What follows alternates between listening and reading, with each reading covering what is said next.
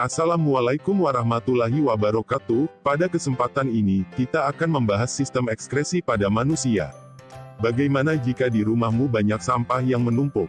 Pastinya sampah tersebut akan membuat rumahmu kotor dan akan menjadi sumber penyakit. Lalu, bagaimana cara mengatasinya? Tentu saja dengan membuang sampahnya. Begitu juga dengan tubuh manusia, tubuh perlu membuang sampah agar tetap sehat melalui berbagai proses, seperti pengeluaran keringat, urin, gas CO2 dan H2O, serta pengeluaran urea dan cairan empedu.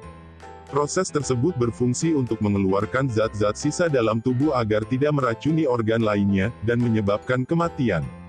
Proses pembuangan zat-zat sisa dalam tubuh dikenal sebagai sistem ekskresi yang akan kita pelajari sekarang.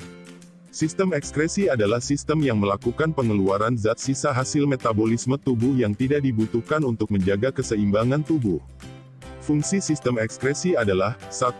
Mengeluarkan zat sisa metabolisme dari tubuh. 2. Mengatur keseimbangan air dalam tubuh atau osmoregulasi. 3. Menjaga kondisi homeostatis, keseimbangan dan fungsi sel-sel tubuh. Zat yang dibuang melalui sistem ekskresi adalah 1. Air. 2. Garam-garam mineral. 3. Sisa metabolisme karbohidrat dan lemak berupa air dan CO2. 4. Sisa metabolisme protein berupa nitrogen dalam bentuk urea, asam urat atau amonia. Organ-organ ekskresi terdiri dari 1. Ginjal, menghasilkan ekskret air, garam mineral, dan urea, berbentuk urin.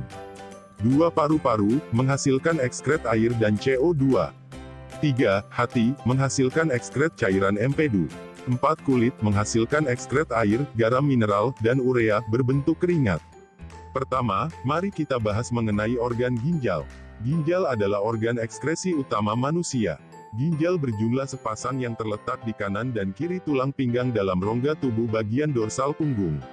Posisi ginjal kanan lebih rendah dari ginjal kiri karena tertekan oleh hati. Ginjal tersusun atas 3 lapisan. 1. Korteks atau kulit ginjal, tempat terjadinya filtrasi, terdapat badan Malpighi. 2. Medula atau sumsum ginjal, tempat terjadinya reabsorpsi dan augmentasi, terdapat tubulus-tubulus ginjal. 3. Pelvis atau rongga ginjal, merupakan muara tubulus kolektifus dan hulu ureter. Ginjal tersusun atas satuan unit fungsional yang disebut nefron, yang berfungsi sebagai penyaring darah. Struktur nefron terdiri dari badan Malpighi dan saluran nefron. Pada badan Malpighi terdapat glomerulus dan kapsula Bowman. Glomerulus adalah kapiler ginjal yang melakukan filtrasi darah. Kapsula Bowman adalah kapsul yang berfungsi menampung hasil filtrasi darah. Kapsula Bowman menyelubungi glomerulus dan berhubungan dengan tubulus contortus proximal. Saluran nefron terdiri dari beberapa saluran yaitu, 1. Tubulus contortus proximal adalah saluran nefron lanjutan kapsula Bowman yang melakukan reabsorpsi. 2. Lengkung Henle, adalah saluran lanjutan tubulus contortus proximal yang berbentuk lengkung dan melakukan reabsorpsi. 3. Tubulus contortus distal, adalah saluran nefron yang melakukan reabsorpsi dan augmentasi. 4. Tubulus collectivus pengumpul, adalah saluran nefron yang mengumpulkan urin dari nefron-nefron ginjal. Lalu bagaimana proses terbentuknya urin? Mekanisme pembentukan urin adalah sebagai berikut. 1. Filtrasi atau penyaringan. Darah bertekanan tinggi masuk ke dalam glomerulus dan tersaring dengan tidak meloloskan sel dan protein darah. Filtrasi darah menghasilkan urin primer. 2. Reabsorpsi atau penyerapan kembali. Urin primer yang masih meloloskan zat penting, akan diserap kembali. Reabsorpsi terjadi pada tubulus contortus proximal, lengkung Henle, dan tubulus contortus distal. Reabsorpsi urin primer menghasilkan urin sekunder. 3. Augmentasi atau penambahan. Urin sekunder kemudian mengalami penambahan zat, seperti urobilin, H+, NH4+, dan urea.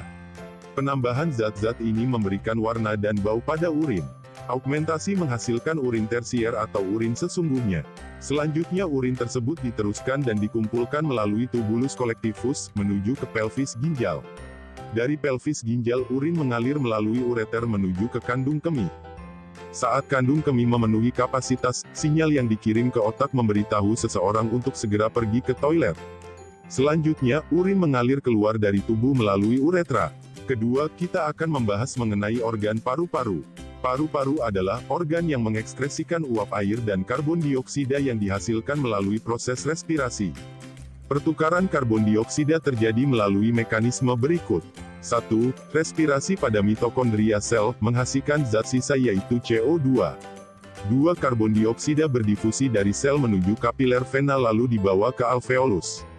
3. Karbon dioksida dilepaskan darah dan berdifusi melalui alveolus menuju paru-paru, dan keluar dari tubuh melalui ekspirasi. Ketiga, kita akan membahas tentang organ hati. Hati atau hepar adalah organ yang mengekskresikan zat-zat sisa melalui cairan empedu. Cairan empedu dihasilkan oleh hati dan disimpan dalam kantong empedu. Komposisi getah empedu yaitu air, garam mineral asam empedu, fosfolipid, kolesterol, dan pigmen empedu, bilirubin, biliverdin. Fungsi cairan empedu adalah 1. Mengemulsi lemak. 2. Mengubah zat yang tidak dapat larut dalam air menjadi larut dalam air. 3. Mengaktifkan enzim lipase. 4. Membantu absorpsi lemak di usus. 5. Membuang zat-zat sisa. 6. Mewarnai feses dan urin. Hati juga merupakan organ tempat perombakan eritrosit yang sudah tua atau rusak menjadi 3 bentuk, yaitu zat besi, globin, dan hemin. Organ ekskresi yang keempat adalah kulit. Kulit atau integumen adalah organ yang mengekskresikan zat-zat sisa melalui keringat. Komposisi keringat adalah air, garam mineral terutama NaCl, urea, minyak asam, dan sisa metabolisme sel. Faktor yang mempengaruhi jumlah keringat: 1. Jenis kelamin. 2. Aktivitas tubuh. 3. Suhu tubuh dan lingkungan. 4. Makanan. 5. Kondisi kesehatan. Struktur kulit adalah sebagai berikut. 1. Epidermis atau kulit ari, yaitu jaringan epitel yang tersusun atas sel kulit hidup dan mati, yang terdiri dari 4 lapisan dari atas, yaitu stratum corneum kulit tanduk, lucidum, granulosum dan germinativum. 2. Dermis atau kulit jangat, yaitu jaringan ikat yang di dalamnya terdapat kapiler darah, sel reseptor kulit, kelenjar keringat, kelenjar minyak, dan akar rambut. 3. Hipodermis atau lapisan subkutan, yaitu jaringan ikat yang di dalamnya terdapat kapiler darah, lapisan lemak, dan jaringan saraf.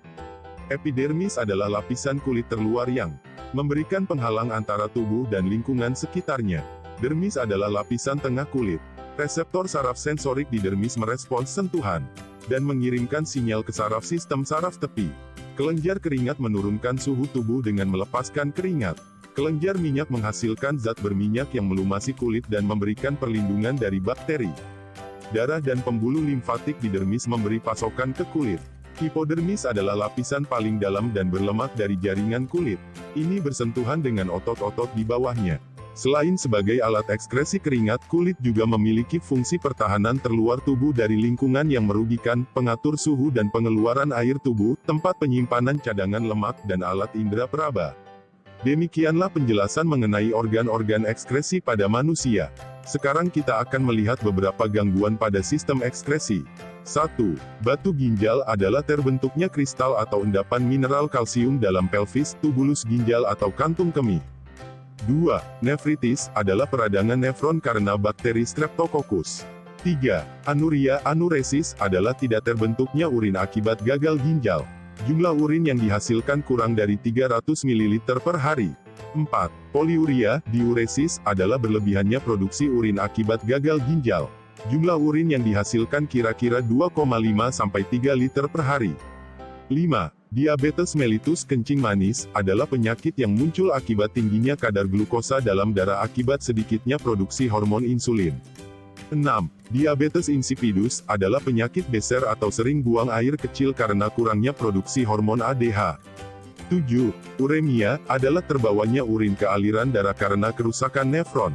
8. Albuminuria, adalah tidak tersaringnya protein darah oleh glomerulus sehingga urin mengandung albumin.